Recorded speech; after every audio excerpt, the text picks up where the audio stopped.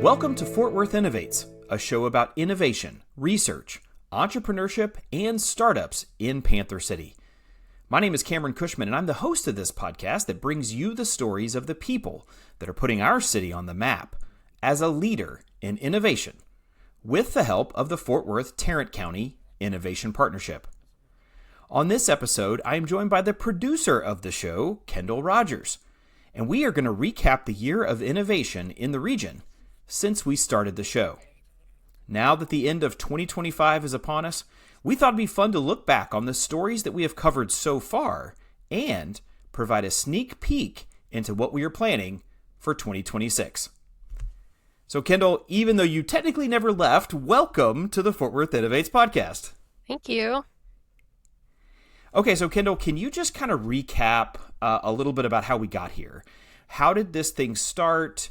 When did it start? And can you kind of remind the listeners about how we got to this point? Yeah, so we had obviously worked on a previous podcast together. A lot of the fans of this show will probably remember the other show. But you being very involved in the entrepreneurial ecosystem and a lot of the budding innovation conversations happening in Fort Worth, you began to develop that relationship with the Fort Worth Tarrant County Innovation Partnership and their interest in continuing storytelling of innovators in Fort Worth. And that came to this, you and I then working together again for Fort Worth Innovates and taking a little bit of a new spin. We worked on it throughout the summer, and then we had officially launched the first episode mid-September and been cranking out episodes ever since. Yeah, that's exactly right, and it is fun to have connected with the folks at Texas A&M Fort Worth and the Fort Worth Tarrant County Innovation Partnership to keep these stories of innovation going. I know you and I both thought this was so important for our community because a lot of times these innovators and entrepreneurs don't get any press coverage. Nobody tells their stories until they reach a certain milestone, and sometimes they go out of business before they even get to that point, and yet they're doing such incredible work. So thanks for picking up the phone when I called and said, hey, would you be interested in getting the band back together and helping to relaunch a podcast that focuses on telling these stories of innovation and entrepreneurship. And I know I say this all the time to you, but to all of our listeners, I couldn't do this without Kendall. She is the behind-the-scenes force that really puts this show together. Okay, so I want you to kind of tell me a little bit about your impressions of the Fort Worth Tarrant County Partnership and Texas A&M Fort Worth since we've been working with them. And, you know, these discussions kind of started earlier in the year. They got pretty serious over the summer. And then we recorded the first episodes, I think, in August to release the first episodes in September. So we've had a lot of time with the good folks at Texas A&M Fort Worth and the associated groups there. But what have you learned about them as an entity, and what do you think their mission is about in Fort Worth? First off, I've really enjoyed working with the team over there, particularly Daryl and Nina and Mariko and Casey. They're really fun to work with, and being able to learn about these new innovations coming on to the horizon. I did not know anything about the partnership until we went into one of the meetings. And what I found really fascinating was their multi-hub kind of approach to innovation and how they're using strengths of both Fort Worth and Texas A&M as a system to highlight, foster, grow innovation in different sectors and industries in Fort Worth. But what about you? Yeah, no, I totally agree. And I think it's easy to just say, oh, Texas A&M is here. This is a big deal. I mean, this is one of the flagship systems of the state of Texas that is visibly building a brand new campus that's not just going to be one building. You can actually see the building right now. It's come up out of the ground. When you drive down I-30 or I-35, you can see the crane. It has from time to time had an A&M flag on it, so you know exactly which building it is. But that's just the beginning. And not only is there going to be a new law school, but there's going to be some innovation and entrepreneurship and research spaces. All told, it could be as many as 5 buildings. And that's just the plans today. Who knows how big it could be? And I've just been impressed by their ambition. You know, this is not something where they're just going to say, oh, we'll start a few programs here in some lease space and we'll see how it goes. They have come into Fort Worth in a big way. And it's been fun to watch how their different partnerships have come together, particularly on the hubs that Daryl Heath talked about in episode 2. We'll talk a little bit about that in a minute. But how they're organizing the work that they want to do exactly what you just said. How do we put the strengths of Fort Worth with the strengths of the Texas A&M system together to really make some stuff happen? And I'm excited to see the way that some of those convergence technologies are going to come together, where you bring the entrepreneurial community with the research community and the innovators to hopefully launch things that will not only change the world, but lead to new startup companies based on the research that's already happening right here in our region. Okay, so Kendall, we only had a few guests on the show so far this fall. We try to release an episode every other Tuesday, as our listeners know. But which guest surprised you the most, and why? Every episode is surprising, and I learned something new about the entrepreneur, the innovation that they're working on, what they're trying to contribute back into the community. There's not an episode so far where I was left feeling, oh, I already knew everything they were talking about. Every single one, I feel as though the innovator gives value. But the first one that comes to mind is Dr. William Stigall's episode and what he's doing at Cook's Children and the pediatric lens of things. And I had no clue what they're working on over there, how it's contributing to the children of Tarrant County. It was really a mind-blowing episode for me. Well, you totally stole mine, but there's plenty of other ones to pick from. So yeah, I love the work that Dr. Stigall and his team are doing, and I just didn't think. I mean, I have kids. We spend a lot of time at Cook, and I had no idea that there was so much research going on there that's going to inform so many different things, so many different diseases and indications in pediatrics. And I love their discussion about the biorepository too that they're working to build with Texas A&M, which is going to bring tissue and samples and cultures and all kinds of things readily available to more researchers, not just at Cook, but or even A&M, but potentially other hospital systems and other clinical trials and research as well. I think the one that surprised me the most was with Daryl Heath, who leads the Fort Worth Tarrant County Innovation Partnership. And I just loved the way that he kind of carved out the different hubs that A&M Fort Worth is trying to build and seed here. Now, Daryl's an engineer by training, and so it would make sense that you have a bunch of engineers from the Agricultural and Mechanical College of Texas is how it started. So that didn't surprise me. But some of the stuff in aerospace and biotech that they're talking about is really cutting edge and really advanced stuff. And then also the visualization lab, where they're literally training students to make movies and entertainment and videos and video games. That was really cool. And, those programs are already starting to operate in Fort Worth, which I just didn't think most people realized. And I thought that was super cool to hear from Daryl about how they're organizing all of this work with the A&M system, the system schools, but also with the state university, or the state agencies that are operating in and around the Fort Worth Tarrant County Innovation Partnership as well. So these are, government-run organizations that Texas A&M and the system runs for the state of Texas. And again, it's everything from emergency management to other, agencies that the state runs. And I thought that was super cool. So that would be my most surprising episode, was just understanding how they're trying to organize their work, which is a complicated process. Okay, Kendall, so what episode this year changed the way you think about innovation or the way that you think about entrepreneurship? Jay Brooks's episode about his company Glassview was really fascinating because he's crossing over a technology that originally was born to detect Alzheimer's and other neurodegenerative diseases and found an application for that technology around brain health and marketing. I would not have imagined that technological application could be used in both these spaces. In collection of more data around the brain. And so that was really interesting on how IP and tech can be used in cross sectors. This is a great example of convergence technologies right here with a Fort Worth entrepreneur. And I'm really excited to see the future of Glassview and see what else they do and what other cross-sector industries they go into. But yeah, that was really exciting to listen to. Yeah, that was a great episode. And, Jay's originally from Fort Worth, but it's now operating around the world, literally. And it was really cool to hear his story. And it goes way beyond just marketing, which I don't think I fully realized when we scheduled it, when we got it booked and we get into the episode. And it's like, wow, this guy's doing way bigger stuff than what I realized. I think for me, it was Dylan Jones from Licks Hydration. And I want to focus in on one aspect of Dylan's story. So you'll recall that Dylan makes a little packet that you can drop into your dog's water bowl to help them become more hydrated. And it comes in chicken and beef flavor, which I just think is hilarious. But it was originally developed for service dogs and working animals.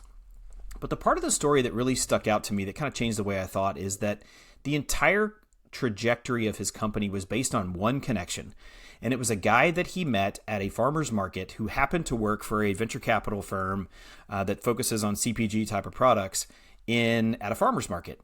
And had he not met this individual, he not only would not have gotten an investment, but it was so clear to me that they pointed him in so many different directions. And it's that idea that if you find just the right connection and just the right person who likes your idea, who believes in you, who suffers from that same problem that you do, that it can absolutely and fundamentally change the way that your company is moving forward. And I love the question that Guy Raz always asks on his show, how I built this. Was it luck or was it skill? And that's one of those things where that was just pure luck. Dylan just happened to be at that farmer's market at the right time on the right day when that investor was walking around. However, Dylan made sure that he was there at the farmer's market hustling with at least a version of his product that could at least get the conversation started. So you have to sort of start, you have to kind of jump off the cliff and at least get something going. But if you can find the right man or woman who has that part that they can unlock for you, that key that can unlock the right door, can be absolutely transformational for your company. And, the sad reality is too, Kendall, and you know this, sometimes they don't find that connection, they don't find that key individual, and the technology fails just because it's too early, it's too expensive, they don't get the connections that they need. And so for Dylan to find that person at just the right time was really transformative for his business. So Kendall, we do these episodes and we edit them. I mean, we spend a lot of time working on them, and then we put them out on social media. So, we spend a lot of time and effort with each one of these guests long after the episode is ended. But was there a moment from a guest that you thought about long after we recorded the show and long after we released the episode? Yeah, Brett Bowden's episode really changed how I saw how entrepreneurs contribute back to their communities. Through Printed Threads, he's not only created just, a manufacturing center for screen printed shirts, but he also created an innovation lab testing fabrics, testing inks, different methods. He values the education component. He's educating his competitors because he believes pushing the art of his industry forward for everybody, for the betterment of everybody. And I think that highlights the mindset of collaboration over competition and how that benefits everybody in the industry. Also, his very evident heart and enthusiasm for other entrepreneurs in Fort Worth, what he's doing from his success today to help early stage entrepreneurs starting out. You could tell he wants to be the entrepreneur he needed when he started out. And I think if that's a mindset, a lot of successful entrepreneurs, wherever your region is, whatever industry they're in, to just remember back where your roots were and help out, lift up the early stage entrepreneur, give them a chance. And he talked about giving out hats. That was something he could do. He was like, I could give out hats to help Heim Barbecue. And I loved that, just that little generosity, that little bit of, hey, I see what you're doing and you're working hard, and here's what I can do to help push you. It may not be a big thing. It doesn't have to always be a big thing. But these small little things to give back to other entrepreneurs, give back to the community, and how he separately uses his space as like a music venue. You would never think that you're in a t-shirt printing manufacturing building, and yet he is utilizing that to maximize community and conversation, and he sees the value in that. And I think just thinking differently how we go through kind of the mundane everyday thing. You could probably just see a manufacturing building as just that, and he saw a space to highlight musicians, because that's, you listen to his episode, that's where he starts and how he gets interested in t-shirts and screen printing. And so I love what he keeps calling back to is remembering your roots and being the person you needed when you were younger. But what about you? Yeah, no, and I love Brett's episode as well for all the same reasons you mentioned. There is something interesting about innovation and entrepreneurship where people just want to give back, Everybody helped them along there's this myth of the solopreneur, we talk about this a lot, and everybody got some help from somebody. And if not somebody, but a lot of people on their own journey, particularly if they're in business as long as he's been in business for like over a decade now. And what I love about him, too, is just the surprise of it. He's this kind of long-haired former rock and roll guy who is running a T-shirt company, right? And it was a little bit of a hard sell when we first, talked to the A&M folks about featuring him. And then you get into the episode, and it's like, oh my gosh, he's doing this, he's doing that. He is like a world leader in testing some of these inks and fabrics and things that go into your everyday T-shirts. Just because he saw a need and he went to fill it like most entrepreneurs do. And so, yeah, I was a huge fan of that episode, and it was definitely the most surprising one of like, oh, here's just some dude running a screen printing company. Oh no, it's way more than that, and way more than most people in Fort Worth realize. I think for me, it was the very first episode we had, Mayor Maddie Parker, which she's a fantastic mayor. She's pretty well loved in this city, and this is her third term in office. But there are so few politicians that can talk about the importance of innovation and entrepreneurship anywhere in the country, really. But she just gets it in a way that is really unique, and she is able to talk about it in a way that I have literally been with 5 to 10 different people who have seen her speak that are not even from here. They're not even couldn't vote for her. And they say, wow, she's really good on this subject. It's not like she's just reading from her talking points like other people are. And she really understands at a deeper level the importance of entrepreneurship, the importance of innovation, the importance of bringing new things to market, and the importance of a government knowing when to jump in and help, like with what they built through their new city hall and the permitting process, to knowing when to stay away. How do we make it cheaper and easier and faster for these people to get started and these businesses to get going?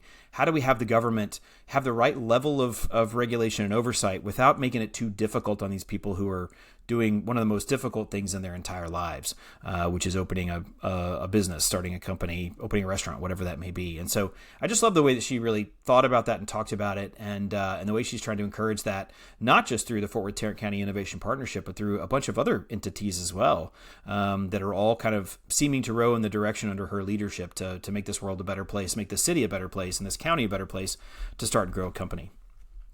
All right, so Kendall, I know we don't have a whole lot to choose from here because we're just getting this whole effort going, but what has been your favorite episode so far?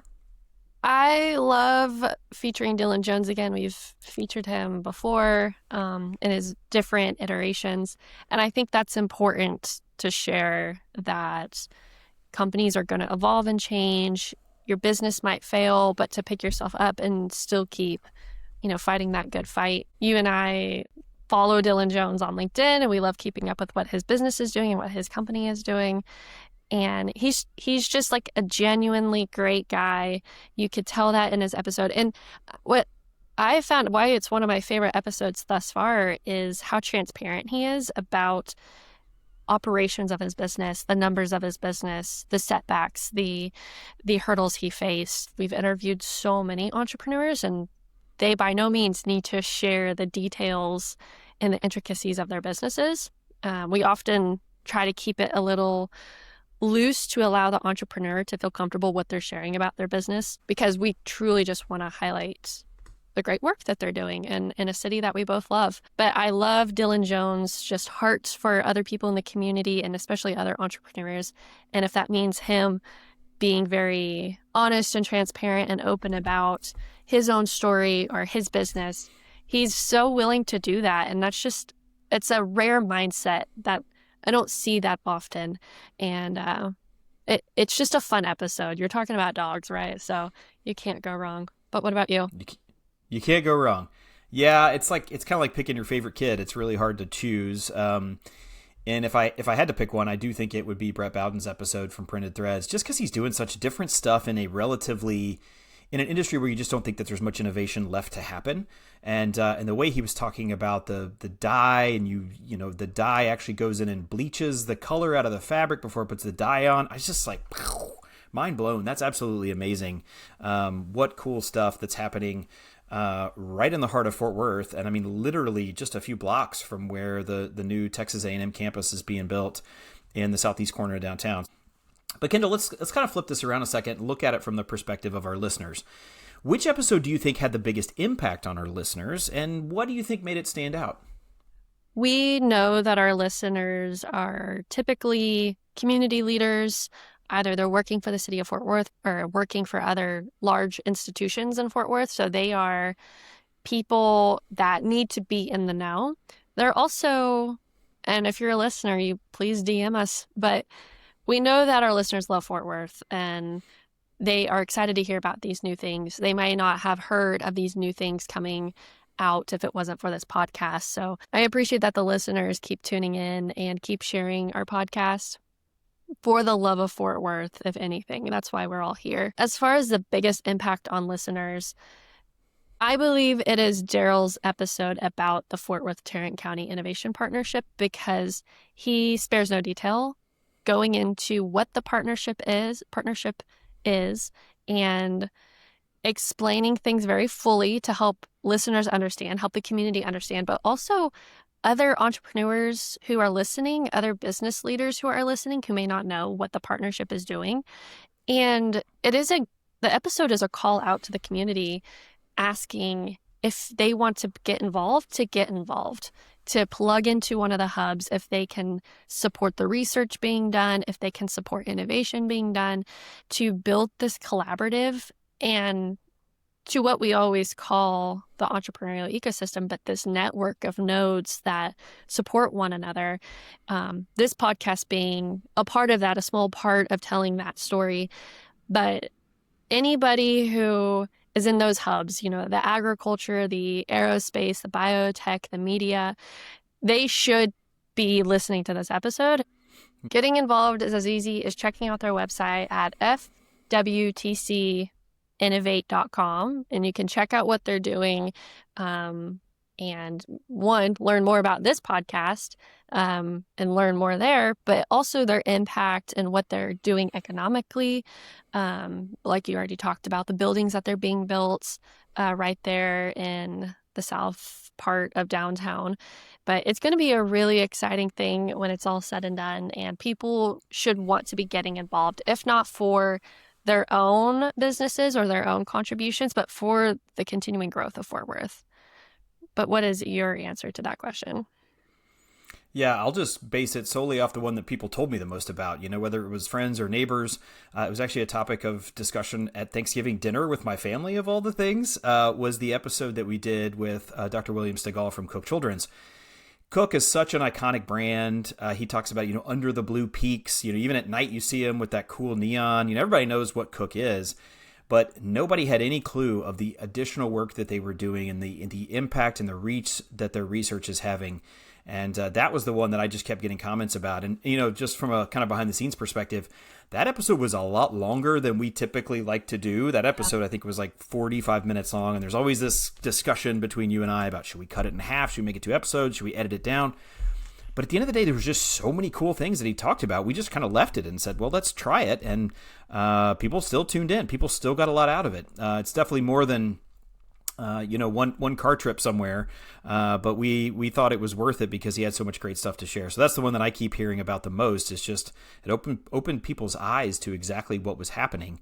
And I think it opened people's eyes within the Cook system as well. They didn't realize how important and how big the research was that was going on there. So that would be my answer to the question.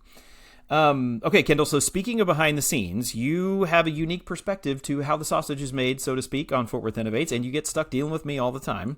So can you give us a little bit of like a behind the scenes perspective? Tell us more about your role on the show, and how do you make sure that each episode we put out is truly amazing? Yeah, so I'm a producer. I'm also the editor, and we start off by talking with our team on the Fort Worth Tarrant County Innovation Partnership and seeing who of their researchers or business people or innovators that they know of that they could feature on the show.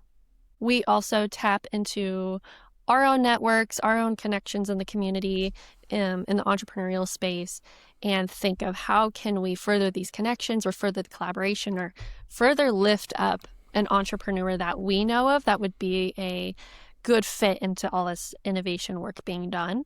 So we start by there of aggregating a list of innovators or entrepreneurs, researchers, whoever may be. And this, we genuinely joke about this, but we talk about this all the time, that the hardest part of this podcast is scheduling. And so getting on their calendar, but getting on Cameron's calendar as well, and setting up time to record. We do everything digitally, which adds a lot of convenience for our team and getting on entrepreneurs faster. So I can go into the nuts and bolts of this, is that we use Riverside to record, and then on the back end also edit the podcast itself. And for, a 30-minute episode, give or take, it takes me about an hour, maybe sometimes 2 if it's super, super choppy or I need to do a lot of super special effects on the back end. But yeah, I go in and I really try to keep the entrepreneur's voice and their intent and their message, and keep that as raw and honest as possible. I know when I'm listening to a podcast, I don't like it to sound super polished. It makes me almost like a little distrustful, but I want to make sure that the entrepreneur is represented authentically and accurately. So I'll take out the side conversations or tangents that Cameron and I might have about operations, and I might take out like gaps and pauses. But other than that, I try to keep it as raw and honest and real as possible. And from there, I pull out also some clips that I think would be interesting for social media. So if you want to help our podcast or get involved, you can always follow us on Facebook, Instagram, LinkedIn. You could subscribe to our channel on YouTube as well, and you can watch our interviews, which has been a lot of fun. And after exporting that, making sure we're happy with the final product, we always make sure our entrepreneur is happy with the episode. After that, I upload it to the RSS feed, rss.com, and I upload it there. It distributes out to wherever you're listening to this, Spotify, Apple, Amazon. So that cranks it out to the streaming services where you listen, but it also aggregates all the data for us on the back end to know how many streams we are getting. And then we also upload it to YouTube. And then from there, we just ask that you, our listeners, share. Cameron will create some content about each episode. And we just really try to highlight the cool innovations happening here in Fort Worth.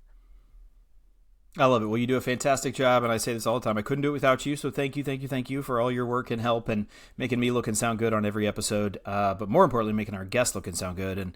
And I think that's a great observation, too, is that, and this is where I think a podcast is such a unique medium, where you get the person in their own words, but you also get to see them through an authentic lens that you may not get through an earned media story or a slick video that their institution puts out. These are really, really smart people. Typically, they're doing really amazing things. They're taking huge risks. But at the end of the day, they're just our neighbors. They're our friends. They are local business owners, local researchers that just do what they do, and they do it because they love children, or they love making the world a better place one T-shirt at a time, or one dog bowl at a time. And as cheesy as that sounds, that's what innovation is all about. And I love that we get to feature folks like that in their own words from this platform and this podcast. Okay, so Kendall, let's look ahead a little bit to 2026. What do you see as some future episodes, either that we already have in the queue or in the production schedule, or maybe some that you really hope we can get in the new year? Yeah, we are big fans of this person, Brad Hunstable, and what he's doing at Linear Labs. And we have highlighted this story before and how he's changing the game on how we look at motors. Perfect. Well, I'll throw out some sneak peeks. One is the Associate Dean of Engineering at Texas A&M, who has just recently moved from College Station to Fort Worth to continue her work. And she's an expert in hypersonic engineering and hypersonic, which is faster than the speed of sound, flight, which is super cool. And she's dealing with rockets and airplanes and all kinds of stuff. That one's super cool. We also have some other interesting entrepreneurs coming up. Dimitri King from Market Match, who's basically using like swipe right and swipe left technology to change the way that customer surveys are done, which is kind of a fun way, or it's a fun spin on a task that none of us like doing, which is taking surveys. We also may have some ranching and some agricultural products coming up, which we can feature, which I think will also be very interesting. And then there's kind of the reach guests. A lot of people don't realize it, but you've probably been through their drive-thru recently. HTO is now based in Fort Worth. I'd love to get them on and talk about how they're switching us from a coffee-obsessed society to a tea-obsessed society. And then also some of the guys that are doing some of the amazing video production. Taylor Sheridan and his team. A lot of Landman was filmed here. And a lot of that production is happening in downtown Fort Worth or around the city and around the region. And I would love to get those guys from 101 Studios, MTV Productions of all things, Red Sanders and Red Productions, who helps out on some of this. And, the state just passed some big tax incentives for film production in the state of Texas. And so how does that continue to have an impact on the big facility that they're building up at Hillwood up north, to the work that's going on at the Visualization Lab at Texas A&M and Fort Worth, and just to kind of see what that looks like. So not an area that you would think of about Fort Worth, but boy, there's some really cool stuff going on, and I hope we can highlight that in a bunch of different ways in 2026. Okay, Kendall, the last question we always ask on the Fort Worth Innovates podcast, I want to know about an innovation that you're excited about in Fort Worth. One innovation I'm excited to see is the expansion and extension of the Tex Rail. And I love trains. I love trains with a passion. I take trains wherever I can. And anybody that knows me knows that I prefer to take the train to DFW anytime over booking an Uber. And you should too if you're listening. It's like $3. It's the best money you could spend rather than like a $50 Uber. But for it to expand and extend is a really exciting thing. And most importantly, our friend Annette Landeros, who used to be the head over at the Fort Worth Hispanic Chamber and was very involved in the entrepreneurial ecosystem. She herself is very innovating and just really exciting person to be around. I'm so happy to see what she's doing over at Trinity Metro and excited to see what she continues to bring to the community in regard to public transportation. But what about you? Very cool. Well, mine will probably surprise people because, again, there's so many cool things we could talk about, and we hope to feature any and all these people on the show at some point.